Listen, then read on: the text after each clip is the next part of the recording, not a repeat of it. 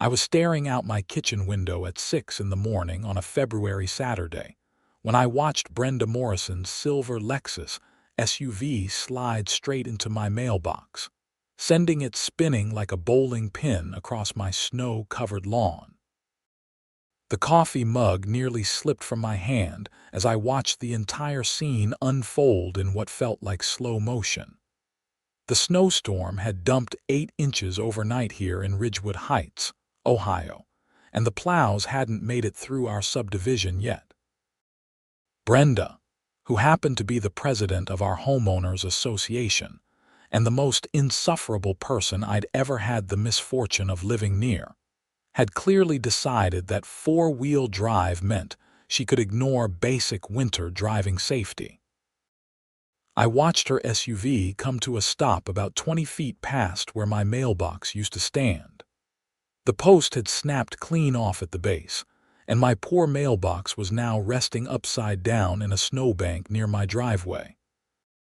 For a moment, I thought maybe this would be the one time Brenda would actually take responsibility for something. I watched her SUV sit there, exhaust puffing into the cold morning air. Then she drove off. I stood there, dumbfounded, watching her taillights disappear around the corner toward her house 3 streets over. My name is James Kovac. I'm 34 years old, and I've been living in this neighborhood for exactly 2 years.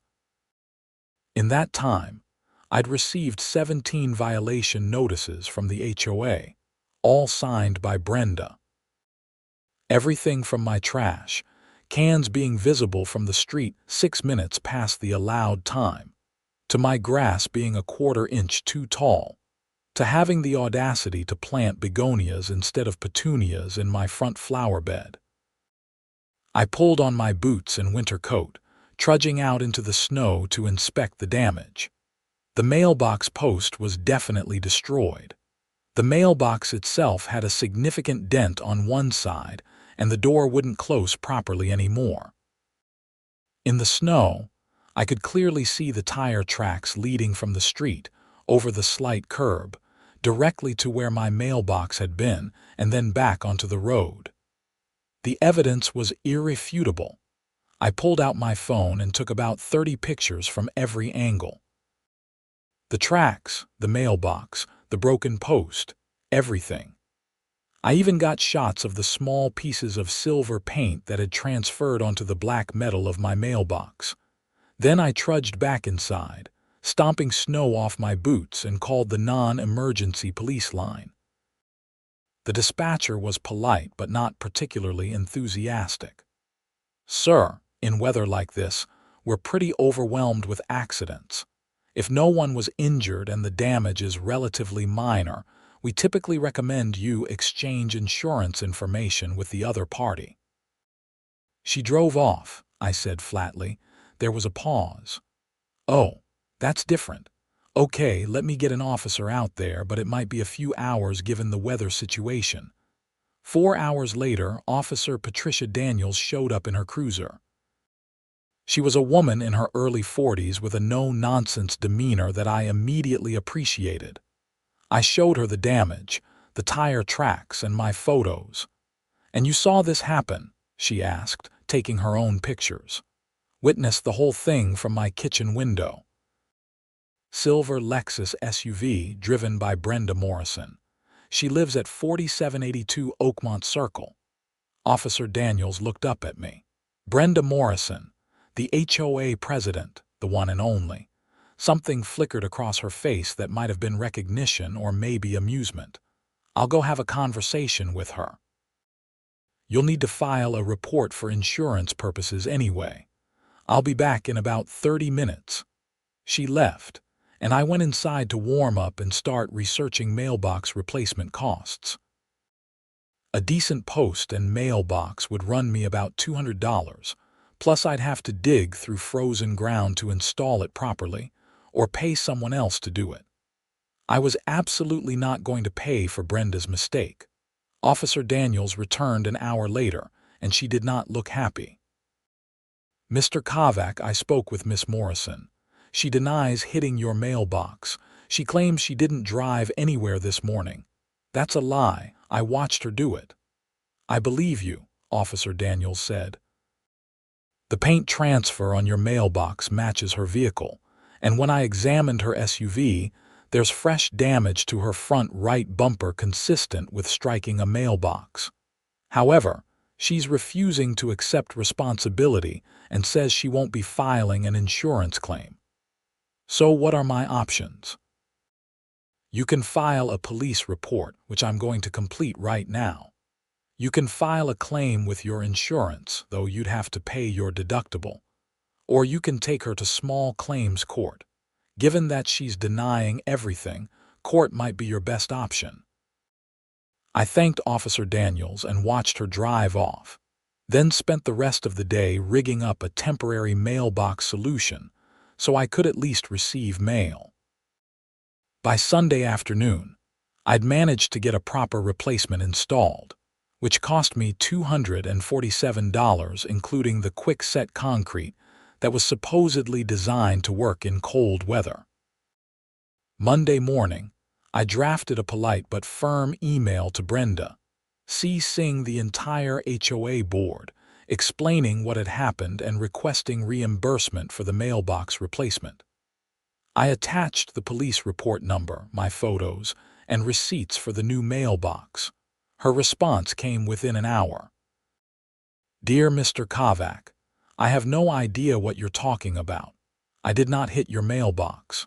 Furthermore, I've inspected your new mailbox installation, and it appears to be 2 inches forward of the approved setback line as specified in the Ridgewood Heights HOA covenants, Section 7.3.2. You have 10 days to correct this violation or face a fine of $50 per day. Additionally, the style of mailbox you've installed is not on the approved list. Please consult the HOA Architectural Guidelines, pages 34 through 36. Regards, Brenda Morrison, HOA President. I read the email 3 times, each time feeling my blood pressure rise. Not only was she denying hitting my mailbox, but she was now threatening to fine me for the replacement mailbox that I'd only needed because she destroyed the original. I measured the setback. My new mailbox was in the exact same location as the old one, which had been there when I bought the house and had never been cited for any violation. I took more photos, including measurements. That's when things got weird. On Tuesday, I received a formal letter in my brand new mailbox. It was from the HOA, signed by Brenda, assessing me a $250 fine for the mailbox violations. But there was more. The letter also included a separate invoice for $285 for damage caused to HOA President's vehicle by improperly maintained mailbox installation during winter weather conditions. I had to read that last part 4 times before I fully processed what she was claiming. Brenda was actually trying to charge me for the damage to her SUV. She was claiming that my mailbox had somehow jumped out and attacked her vehicle. I called my buddy Derek, who's a lawyer, though his specialty is corporate law, not HOA disputes. We'd been friends since college, and he lived about 40 minutes away in Columbus. Dude, she's completely out of her mind, Derek said after I explained the situation. She has no grounds to bill you for anything. You have a police report, witness testimony, your own eyewitness account, physical evidence, and she fled the scene. If anything, you could probably get her charged with leaving the scene of an accident. So what do I do? Don't pay any of these invoices. Send a written response denying all charges and stating your intent to pursue damages through proper legal channels. Then file in small claims court for your mailbox replacement costs. I'd also file a formal complaint with the HOA board about her conduct. There's got to be other board members who aren't completely under her thumb. I took Derek's advice. I sent a detailed written response to Brenda and the HOA board, laying out the facts clearly and professionally. I explained that I had witnessed Brenda hit my mailbox, that there was a police report documenting the incident, and that I would not be paying any fines or invoices related to this matter. I stated my intention to file in small claims court for reimbursement of my expenses. The response from Brenda came fast and furious. Another letter arrived on Thursday, this time informing me that my HOA privileges were being temporarily suspended pending a hearing before the board. My privileges apparently included use of the community pool, the small park area, and attendance at HOA meetings. The letter also stated that the fines for my mailbox violations were now up to $500 due to my continued non-compliance and hostile attitude toward HOA governance. I'd never even used the community pool, but the principle of the thing was infuriating. I decided it was time to do some research on Brenda and her history with the HOA. I'd heard rumors from other neighbors about her tyrannical approach to HOA management, but I'd never dug into the details. I started by requesting copies of all HOA board meeting minutes for the past 3 years. As a homeowner in the association, I was entitled to these records. I submitted my request in writing, as required by Ohio HOA law. Brenda had 10 days to provide them. 10 days later, I received a response stating that the records were available for review, but only at Brenda's house, during a 2-hour window on a Tuesday afternoon when I was normally at work. I pushed back, citing Ohio law that required reasonable access. After some back and forth, the HOA lawyer got involved, and I was finally provided with digital copies of the meeting minutes. Reading through them was illuminating. Over the past 3 years, Brenda had issued over 400 violation notices to homeowners in our 212-home subdivision. That was an average of more than 1 violation per household. The fines collected totaled over $47,000. But here's what was interesting. The meeting minutes showed votes on major expenditures, but there was no clear accounting of where all that fine money had actually gone. I started reaching out to neighbors. First, I contacted Tom and Patricia Henderson, who lived 2 doors down. They'd received multiple violations for having the wrong shade of beige on their shutters, and for parking their boat in their driveway for 6 hours while they cleaned it, which apparently exceeded the allowed 4-hour limit for recreational vehicles in driveways. "Oh God, you're dealing with Brenda too," Patricia said when I knocked on their door that Saturday morning. "Please tell me you're organizing some kind of resistance." I explained my situation with the mailbox. Patricia's eyes got wider and wider as I talked. "That's insane, even for her," she said. "But honestly, it doesn't surprise me. Last year, she tried to fine us because our dog barked at 8:30 p.m., which she said violated the quiet hours provision in the covenants.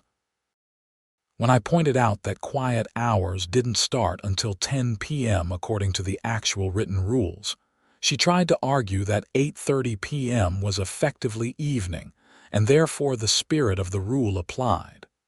Did you fight it? We paid the $100 fine because she threatened to put a lien on our house. We couldn't afford a legal battle. I talked to a dozen more neighbors over the next week. Every single one had a Brenda story. Most had paid fines rather than fight. A few had fought and lost, not because they were wrong, but because they couldn't afford to keep fighting. Brenda's husband, I learned, was a reasonably successful orthopedic surgeon, which meant she had the money to drag things out legally until people gave up. But I also found 3 families who were willing to join me in filing formal complaints about Brenda's conduct with the state licensing board that oversaw HOAs in Ohio. More importantly, I found 5 homeowners who were willing to attend the next HOA board meeting and demand a proper accounting of where all the fine money had gone. The board meeting was scheduled for the 3rd Tuesday of the month, which gave me 10 days to prepare. I filed my small claims court case against Brenda for the $247 in mailbox replacement costs. I also filed a separate complaint with the Ohio Real Estate Commission regarding potential HOA misconduct. During this time, Brenda ramped up her campaign against me. I received 3 more violation notices in 1 week. My house number was allegedly faded and not clearly visible from the street, even though I'd replaced it 8 months ago. My garage door was excessively weathered, despite being only 4 years old. My front walkway allegedly had a crack that exceeded the allowable limit, though I couldn't find any crack at all. Each violation came with a $50 fine, and each notice warned that non-compliance would result in daily penalties. The total fines now exceeded $1,100. I documented everything, photographing each alleged violation and the date of the notice. On Friday, exactly 1 week before the board meeting, something happened that changed the entire trajectory of the situation. I got a call from a woman named Sarah Chen, who lived on Willow Drive, one of the streets on the far side of the subdivision that I rarely drove through. "Mr. Kovac, my name is Sarah Chen, and I heard you're dealing with issues with Brenda Morrison and the HOA. That's correct. I think you should know something. I'm an accountant, and I've been on the HOA's finance committee for the past 18 months. 3 months ago, I started noticing some irregularities in our financial statements. When I asked Brenda about them, she removed me from the finance committee and said my services were no longer needed. My pulse quickened. What kind of irregularities? I'd rather not discuss this over the phone. Can we meet somewhere? We agreed to meet at a coffee shop in the neighboring town of Fairview the next morning. I arrived 15 minutes early and ordered a coffee. Sarah showed up right on time, carrying a leather portfolio stuffed with papers. She was a woman in her late 30s with a serious demeanor. We found a quiet corner table and she pulled out a spreadsheet. "Here's what I found," she said, keeping her voice low. "The HOA collects approximately $85,000 per year in regular dues from the homeowners. That money is supposed to go toward maintenance of common areas, insurance, legal fees, and reserve funds. Fine money is supposed to be kept in a separate account and used only for specific purposes outlined in our governing documents, primarily for enforcement costs and legal fees related to violations." "Okay," I said, following along.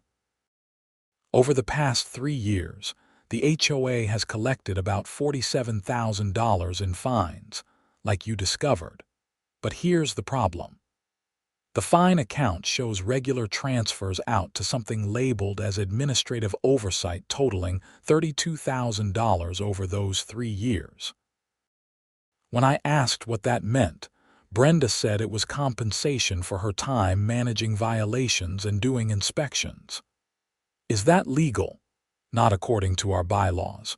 The HOA president position is unpaid. Board members can be reimbursed for specific expenses with proper documentation and board approval, but they can't just pay themselves a salary. And these transfers were never voted on by the board. I checked the meeting minutes. The other board members don't even know about them. I sat back, processing this information. So Brenda has been essentially embezzling money from the HOA.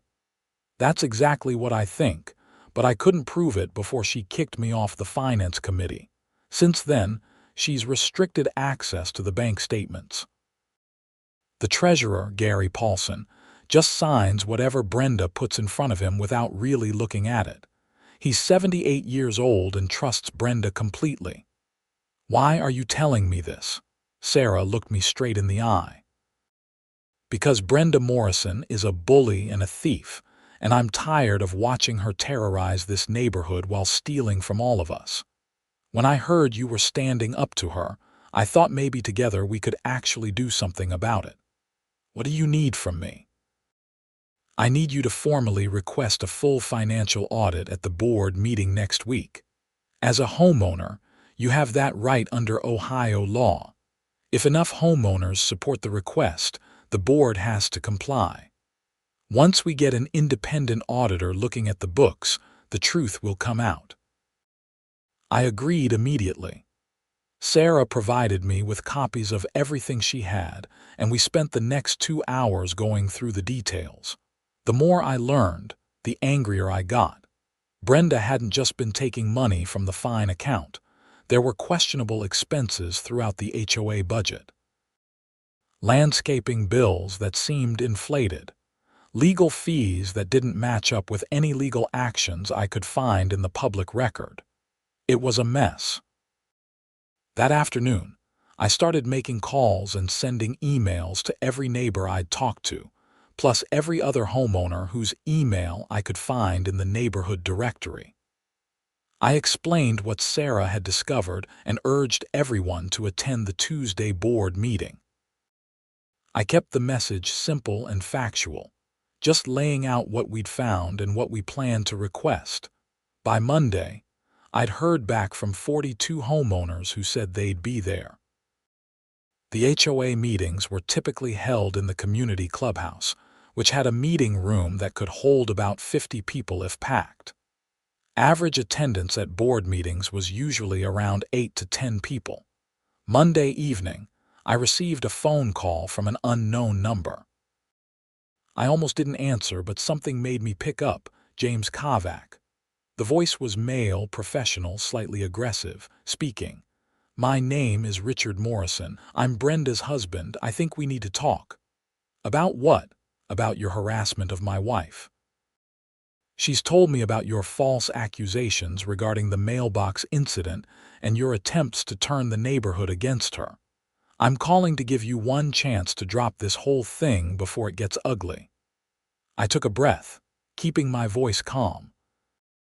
"Mr. Morrison, I watched your wife hit my mailbox with her car. I have a police report, photographic evidence, and physical evidence in the form of paint transfer. She left the scene without stopping, which is actually illegal. Then she tried to fine me for the replacement mailbox and bill me for damage to her vehicle. I'm not harassing anyone. I'm trying to get reimbursed for her damage to my property. That's not what happened, and you know it. My wife is a respected member of this community who volunteers countless hours to keep this neighborhood running smoothly. What you're doing is defamation, and if you continue, we will pursue legal action. Your wife has also apparently been paying herself from HOA funds without board approval, which is embezzlement. So maybe you should talk to her about that before you threaten me with legal action." There was a long pause. "I have no idea what you're talking about." "I'm sure you don't. Come to the board meeting tomorrow night. It should be enlightening." He hung up without another word. My hands were shaking slightly, but I felt oddly calm. I'd crossed a line and there was no going back now. Tuesday arrived cold and clear. I left work at 4:30 and grabbed dinner at a fast food place on the way home, then changed into khakis and a button-down shirt. I wanted to look professional and put together. I gathered all my documents into a folder and drove to the clubhouse, arriving 20 minutes before the scheduled 6:30 start time. The parking lot was already half full. I saw Sarah's car and recognized several other vehicles belonging to neighbors I'd spoken with. As I walked into the building, I could hear voices coming from the meeting room.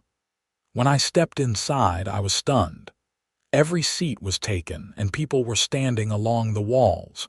There had to be at least 60 people crammed into the space. At the front of the room, sitting behind a folding table, were the 5 HOA board members. Brenda sat in the center, her face already red and pinched. To her right was Gary Paulson, the elderly treasurer, looking confused by the turnout. To her left was Jennifer Wright, the secretary, a mousy woman in her 50s who rarely spoke at meetings. The other two board members, David Kramer and Linda Foster, sat at the ends looking uncomfortable. Brenda called the meeting to order at exactly 6:30, her voice tight with tension. "We have quite a turnout tonight. Before we begin with the formal agenda, I want to remind everyone that board meetings follow parliamentary procedure and outbursts will not be tolerated. If you wish to speak, you must be recognized by the chair." She tried to move quickly through the standard agenda items, approving the previous meeting's minutes, giving brief committee reports. But when she reached new business, I raised my hand. "The chair recognizes Mr. Kovac," she said, her tone icy. I stood up, keeping my voice clear and steady. "Thank you, Madam President. I'm here to make a formal motion that the board authorize an independent financial audit of all HOA accounts and expenditures for the past 3 years. This audit should be conducted by a licensed CPA firm with no prior relationship to the HOA or any board member." The room went completely silent. Brenda's face went from red to white. "That motion is out of order. Financial audits must be requested through proper channels and require—" "Actually," I interrupted politely, "under Ohio Revised Code Section 5312.03, homeowners have the right to request an audit, and if the motion is supported by 15% of the homeowners, the board is required to comply. We have 212 homes in this HOA, which means we need support from 32 homeowners. I count more than that in this room right now." "Who seconds the motion?" someone called out from the back. It was Patricia Henderson. "I second the motion," Sarah Chen said, standing up. "Discussion," I said, still standing. Sarah didn't wait to be recognized. She stood and walked to the front of the room, pulling out her spreadsheets. "I'd like to explain why this audit is necessary. I served on the Finance Committee until 3 months ago, and I discovered a series of irregularities that I believe warrant investigation." For the next 15 minutes, Sarah walked the room through what she'd found. The unauthorized transfers, the questionable expenses, the lack of proper documentation. The room started buzzing with angry murmurs. People were pulling out their phones, taking pictures of Sarah's documents. Brenda tried to interrupt several times, but the crowd wasn't having it. Other homeowners started standing up and sharing their own experiences with excessive fines, questionable violations, and Brenda's aggressive tactics. Tom Henderson stood up. "I've paid over $800 in fines in the past 2 years for violations that I believe were either fabricated or massively exaggerated. If that money has been going into Brenda's pocket instead of HOA reserves, I want to know about it." "I've paid $600, another voice called out. $400 here." The room erupted with people shouting out the fines they'd paid. The total was easily thousands of dollars just from the people in that room. Gary Paulson, the treasurer, was looking increasingly distressed. He raised his shaky hand. "Brenda, I don't understand. What are they talking about? What administrative oversight payments?" Brenda's composure was cracking. "Gary, these are just routine accounting classifications. Nothing improper has occurred. This is a coordinated attack by a disgruntled homeowner who refuses to follow the rules." "Then you should have no problem with an audit," I said calmly. "Audits are expensive and unnecessary. They waste HOA funds that could be used for actual neighborhood improvements." David Kramer, one of the other board members, spoke up for the first time. "Brenda, I'm going to be honest. I'm uncomfortable with what I'm hearing. I've been on this board for 18 months and I've never seen any documentation about administrative oversight payments. If we have nothing to hide, we should agree to the audit." "I agree," Linda Foster said. "Let's call for a vote." "This is not something we can just vote on tonight," Brenda said desperately. "We need time to research the proper procedures, consult with our attorney. Actually, we can vote on it right now," Jennifer Wright said quietly. Everyone turned to look at the secretary, who had barely spoken above a whisper in the entire time I'd known about her. She was looking down at a thick binder in front of her. "I've been reviewing our bylaws during this discussion. Under Article 9, Section 4, the board can authorize an audit at any regular meeting by simple majority vote. We have a quorum present, we have a motion on the floor, and we have a second. We should vote." Jennifer looked up at Brenda, and there was something defiant in her eyes. I realized in that moment that Jennifer had probably been pushed around by Brenda for years and had finally reached her breaking point. "All in favor of authorizing an independent financial audit," David Kramer said, not waiting for Brenda to call the vote. "Aye," said David. "Aye," said Linda. "Aye," said Jennifer. Gary looked confused and upset, but he nodded. "Aye." Brenda sat frozen. "The vote is 4-0 in favor," David said. "Brenda, do you wish to vote?" "No," she whispered. "The motion carries." "Madam Secretary, please note in the minutes that the board has authorized an independent financial audit to be conducted by a licensed CPA firm with no prior relationship to the HOA. The audit will cover the past 3 fiscal years and will be completed within 90 days. The room erupted in applause. Brenda stood up abruptly, nearly knocking over her chair. "This meeting is adjourned." She gathered her papers and rushed out of the room. I watched her go, feeling a mixture of relief and vindication. After the meeting, I was surrounded by neighbors thanking me and asking what would happen next. Sarah was already talking with David and Linda about getting recommendations for audit firms. Jennifer approached me quietly. "Thank you for doing this," she said. "I've wanted to stand up to her for 2 years, but I was afraid. She's very intimidating." "You did great tonight," I told her. "That was the moment that changed everything." Over the next few days, things moved quickly.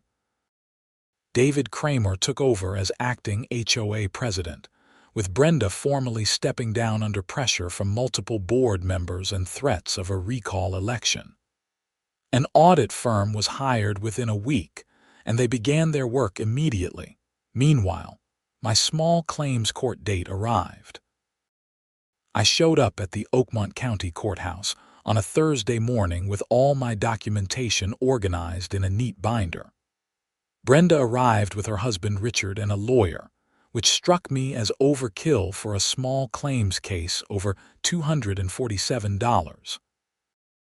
The hearing was in front of a magistrate, a tired-looking man in his 60s named Robert Sullivan. He listened to both sides present their cases. I showed my photos, explained what I'd witnessed, referenced the police report, and presented my receipts. Brenda's lawyer argued that I had no definitive proof that his client had hit the mailbox, that the tire tracks could have been from any vehicle, and that I was pursuing this case as part of a personal vendetta against his client. He suggested that the mailbox had actually been hit by a snowplow, and I was trying to blame Brenda. Magistrate Sullivan looked unimpressed. "Counselor, the responding police officer documented paint transfer that matched the defendant's vehicle and observed fresh damage to that vehicle consistent with the incident. Unless you're suggesting the officer was part of this alleged conspiracy, I find the plaintiff's evidence compelling." He ruled in my favor, ordering Brenda to pay me $247 plus $68 in court costs.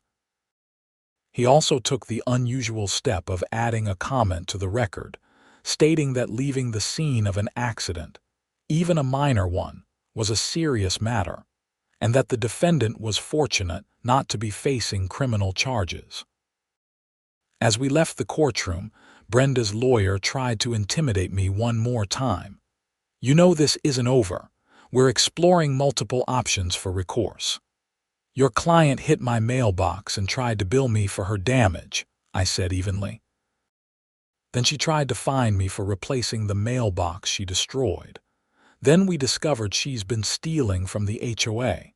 If I were you, I'd advise her to pay the judgment and hope the audit doesn't turn up anything criminal." The audit results came back 6 weeks later, and they were damning. The auditors found that Brenda had made unauthorized payments to herself, totaling $31,742 over a 3-year period. She'd also approved payments to her husband's medical practice for snow removal services that were significantly above market rate, essentially funneling an additional $8,000 to her family. There were numerous other questionable expenses and missing documentation. The HOA board held an emergency meeting and voted unanimously to refer the matter to the Oakmont County Prosecutor's Office. They also voted to pursue civil action to recover the stolen funds. 2 months after that initial board meeting, I was sitting in my living room on a Saturday morning when I saw 2 unmarked police cars pull up to Brenda's house. I watched as 2 detectives in plain clothes approached her front door. They were there for about an hour before leaving. Brenda wasn't arrested that day, but the investigation was clearly underway. The charges were filed 3 weeks later. Brenda Morrison was indicted on 2 counts of theft from a community association and 3 counts of tampering with records. The tampering charges came from evidence that she'd altered some financial documents after Sarah had questioned them. Ohio takes HOA theft seriously because it's a betrayal of trust within a community, and the penalties can be significant. Brenda's case moved through the court system slowly. Her lawyer negotiated for months, trying to get a plea deal. The prosecutor's office was willing to deal but wanted restitution and some jail time. Richard Morrison ended up divorcing her 6 months into the process, which surprised exactly no one in the neighborhood. Apparently, discovering that your wife is a thief and had been using marital funds to fight her various battles with the neighborhood was a deal breaker for him. The final resolution came almost 14 months after that snowy February morning when I'd watched her hit my mailbox. Brenda pleaded guilty to 1 count of theft and 1 count of tampering with records. She was sentenced to 90 days in jail, though the judge suspended 60 days and gave her credit for time served in a work release program. She also had to pay full restitution to the HOA, totaling just over $40,000 including interest and audit costs. She was placed on 3 years of probation and banned from serving on any HOA board in Ohio. The neighborhood, meanwhile, underwent a transformation. With Brenda gone, the HOA board implemented sweeping reforms. They established clear financial controls, required quarterly financial reports to all homeowners, and completely rewrote the violation and fine system to be more reasonable and fair. The new system required photographic evidence for any violation, allowed homeowners a reasonable opportunity to cure issues before fines were assessed, and capped total fines at reasonable levels. Jennifer Wright ended up becoming the new HOA president. She turned out to be remarkably effective, bringing a calm, common-sense approach to neighborhood management. Violation notices dropped by over 80%, not because people were suddenly maintaining their properties better, but because the board stopped treating every minor imperfection as a crisis. Sarah Chen rejoined the Finance Committee and helped implement proper accounting systems. The HOA actually built up a healthy reserve fund for the first time in years. As for me, I got my $247 plus court costs. Brenda paid the judgment immediately after the court ruling. I assume on advice of her lawyer to show good faith before the criminal charges were filed. I used the money to buy a really nice mailbox, the most overbuilt, indestructible model I could find. It has a thick steel post set in 3 feet of concrete and a heavy gauge aluminum box that could probably survive a direct hit from a truck. I also received a written apology from the HOA board for all the bogus violation notices Brenda had issued me, and all the fines were formally waived and expunged from my record. The board even reimbursed me for the 3 fines I'd paid early on, before I knew better. The whole experience taught me a lot about standing up to bullies and the importance of documentation. If I hadn't taken those photos, hadn't filed the police report, hadn't kept careful records of every interaction, things could have turned out very differently. It also taught me the power of community. Once people realized they weren't alone in their frustration with Brenda's behavior, they were willing to stand together and demand change. I ran into Officer Daniels at a coffee shop about 6 months after everything concluded. She remembered me and my mailbox case. "I heard about how everything played out with your HOA president," she said. "I've got to say, I wasn't surprised when the criminal charges came through. I've dealt with her before on other matters, and she always had this attitude like the rules didn't apply to her. I'm glad you stuck with it. Thanks for backing me up with the police report. That made a big difference. Just doing my job." But seriously, most people would have just paid to replace the mailbox and moved on. The fact that you didn't let her get away with it and then uncovered all the financial stuff that probably saved your neighbors tens of thousands of dollars in the long run, you should feel good about that. I did feel good about it. Not in a vengeful way, but in a satisfied way. Justice had been served, the neighborhood was better off, and I'd learned that sometimes the right thing to do is the hard thing. The story became something of a legend in Ridgewood Heights. New neighbors moving in would hear about the great HOA rebellion of 2026 and ask for details. It became a cautionary tale about HOA governance, and a reminder that homeowner associations only work when people pay attention and hold their leaders accountable. Derek, my lawyer friend, found the whole thing endlessly entertaining. "You know what the best part is," he said over beers one night. "She could have just stopped after hitting your mailbox, apologized, and paid the $247. That would have been the end of it. Instead, her ego and her need to be right about everything led to her losing tens of thousands of dollars, her marriage, her reputation, and her freedom, all over a mailbox." He was right, of course. If Brenda had just taken responsibility for a simple mistake, none of the rest would have happened. But people like her can't admit fault. They have to double down, triple down, and keep going until they've destroyed themselves. I sometimes wondered if Brenda learned anything from the experience. Probably not. People that entitled rarely do. But at least she couldn't hurt anyone else in my neighborhood anymore, and that was enough for me. The neighborhood continued to thrive under more reasonable leadership. Property values actually went up slightly, which I attributed to people being happier living there and taking better care of their homes when they weren't being constantly harassed about petty violations.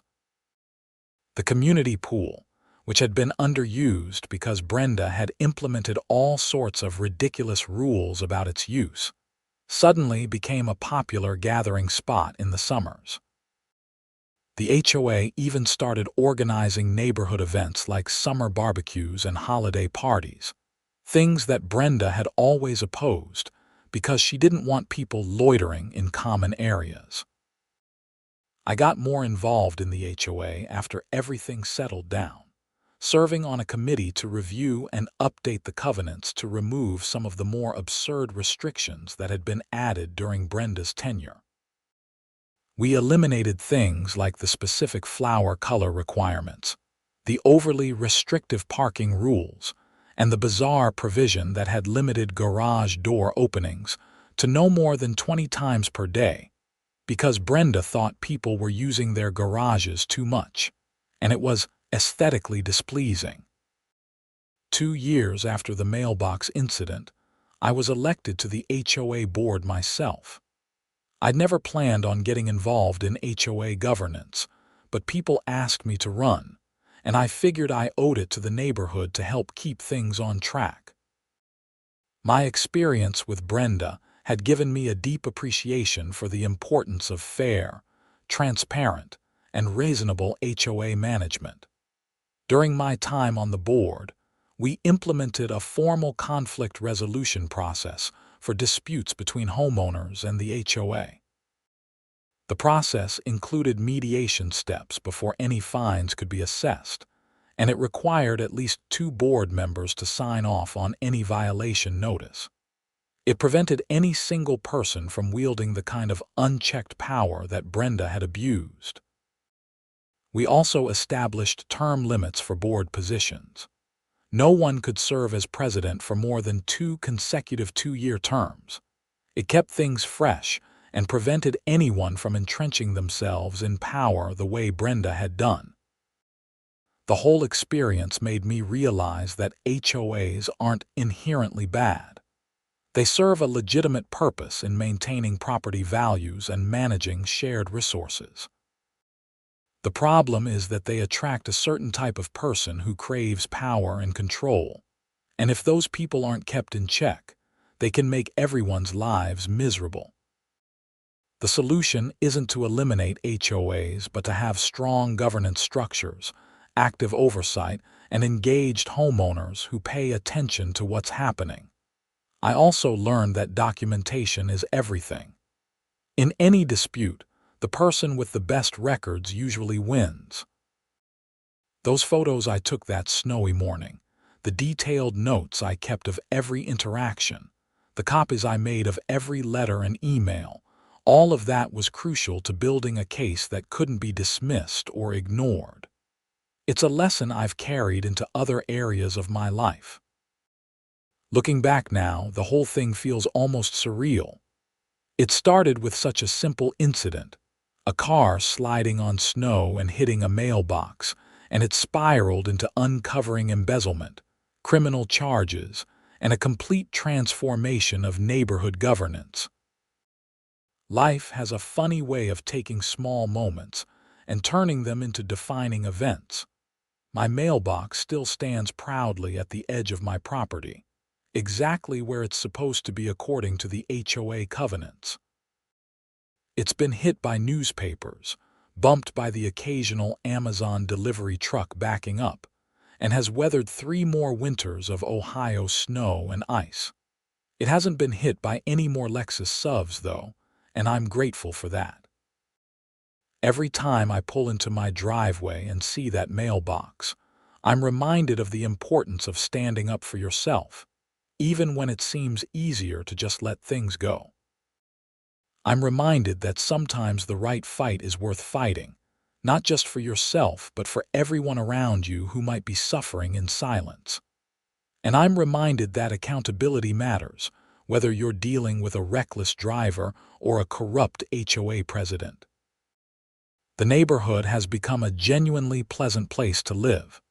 People wave to each other, kids play in the streets without constant complaints about noise, and homeowners feel free to actually use and enjoy their properties without fear of arbitrary fines. It's what a neighborhood should be. Brenda completed her sentence and probation and moved to another state, I heard through the neighborhood grapevine. I hope she found some peace and maybe learned something from the experience, but I honestly don't think about her much anymore. She was a problem, we solved the problem, and life moved on. The whole experience did give me one lasting friendship. Sarah Chen and I stayed in touch and became good friends beyond just HOA business. She was the catalyst for change, really. Without her courage in coming forward with the financial information, we might never have uncovered the extent of Brenda's misconduct. I'll always be grateful to her for that. As I write this, it's been almost 4 years since that snowy February morning. I'm sitting in my home office, looking out the same kitchen window where I witnessed the mailbox incident. It's summer now, and my lawn is green and healthy, mowed to a perfectly reasonable height that would pass any sane inspection.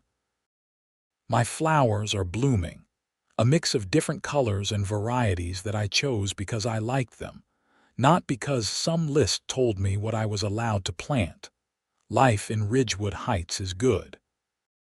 The HOA functions the way it should, handling the necessary business of maintaining common areas and enforcing reasonable standards while staying out of people's way and letting them live their lives. It's amazing what can happen when you remove one toxic person from a position of power and replace them with people who actually care about the community rather than their own ego and bank account.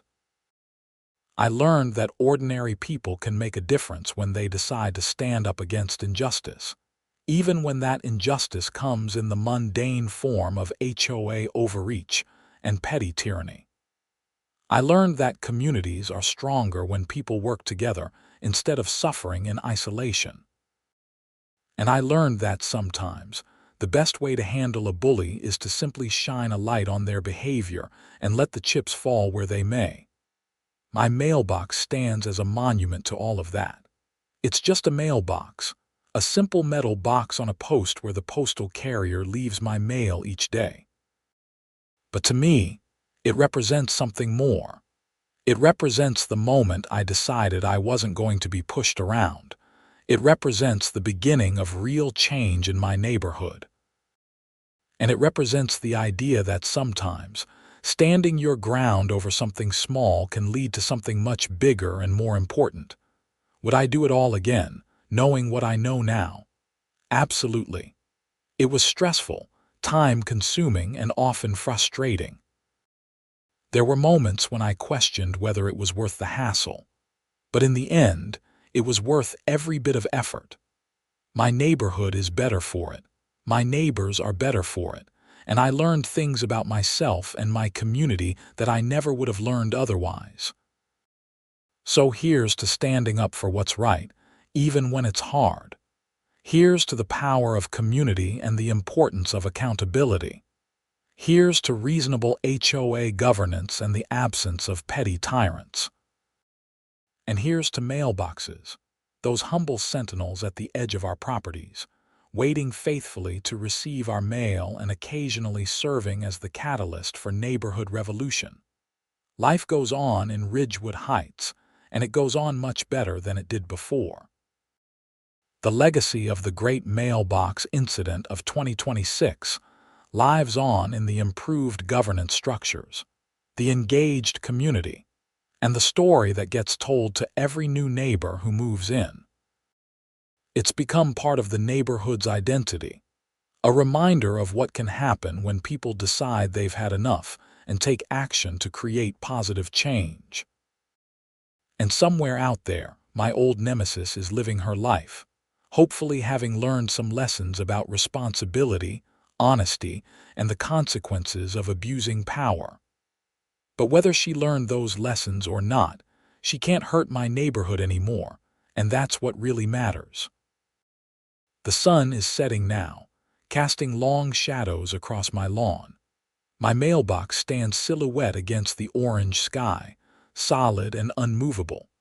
Tomorrow, the postal carrier will come by and fill it with bills and junk mail and maybe a package or two. It will do its job, just like it's supposed to, without drama or incident. And I'll go on living my life in this neighborhood that we fought for and improved, grateful for the experience and the lessons it taught me, and always ready to stand up again if necessary. Because that's what being part of a community means. It means caring enough to fight for it when things go wrong, and working together to make things right. That's the real story behind the mailbox. It's not just about property damage or HOA disputes or even embezzlement and criminal charges. It's about a community finding its voice and taking back control from someone who had abused their trust and authority. It's about ordinary people doing extraordinary things when they decide that enough is enough. And it all started on a snowy February morning, with a silver Lexus SUV sliding into a mailbox and a woman who couldn't admit she'd made a mistake. From that simple beginning came everything else, like dominoes falling in a chain reaction that nobody could have predicted, but that changed everything for the better. That's my story, the story of how HOA Karen hit my mailbox with her car in the snow, then billed me for her damage, and how that one incident exposed corruption and transformed an entire neighborhood. It's a story I'll be telling for years to come, and every time I tell it, I'll remember the lessons I learned and the people who stood up alongside me to make things right.